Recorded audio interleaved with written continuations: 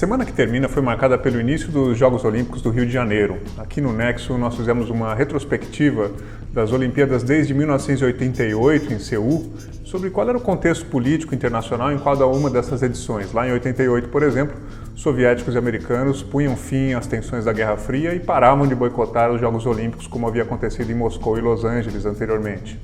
Recuando na história até os anos 700 a.C., nós trouxemos também um material bastante completo sobre como eram os jogos na Grécia Antiga, quais eram as modalidades, quais eram as cidades que participavam, quais eram os ídolos desses esportes na época e qual era o contexto cultural, social e religioso também. O desempenho do Brasil nos Jogos modernos, nos Jogos Olímpicos modernos, foi analisado aqui no Nexo também num gráfico especial que mostra quantas medalhas o país já conquistou ao longo dos anos.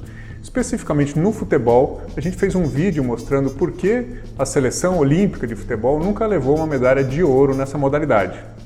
Correndo por fora, nesse domingo, o Nexo publica um material do André Cabete Fábio, é um material bem completo sobre doping nos Jogos Olímpicos. Vale lembrar que esse ano 1/3 da equipe russa que participa dos Jogos foi proibida de vir ao Rio por causa de casos envolvendo doping. O Rafael Yandali mostrou que, apesar disso, os russos se divertem com outro tipo de jogo, são os jogos militares que reúnem 18 países em competições como tiro ao alvo de canhão e corrida de tanques de guerra. Fora do mundo do esporte, o impeachment deu mais um passo em Brasília.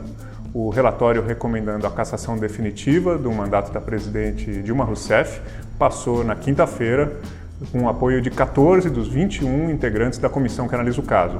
Na próxima terça deve ocorrer a primeira votação em plenário no Senado e a decisão final sobre a continuidade ou não do mandato dela deve ser tomada no fim de agosto ou início de setembro. Ainda na política, a Lilian Venturini fez um perfil de 2 personagens de muito destaque em Brasília. A primeira é a Cátia Abreu, uma ruralista do antigo partido PFL que se converteu numa inesperada defensora do mandato de Dilma Rousseff. Esse texto você pode ler no domingo no Nexo.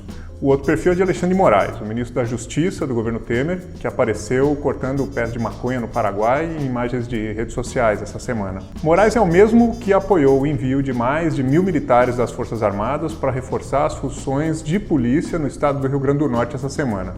No Nexo, nós explicamos por que isso aconteceu e o que diz a Constituição de 88 e a Lei Complementar número 97 sobre o uso de militares das Forças Armadas em operações policiais no Brasil.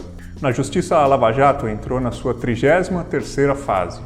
Nós explicamos o que é a Operação Resta 1 e como ela amplia a frente de investigação da Lava Jato na direção de 3 grandes partidos, o PT, o PSDB, o PMDB e da construtora Queiroz Galvão. Quem teve um respiro na Lava Jato foi a Petrobras, que no último minuto teve ações judiciais contra si suspensas na Justiça americana. Aqui na Editoria de Economia, o Zé Roberto Castro explicou por que isso aconteceu e o que ainda vem pela frente envolvendo a Petrobras, nesse caso nos Estados Unidos. Essas e outras informações você lê no Nexo Jornal.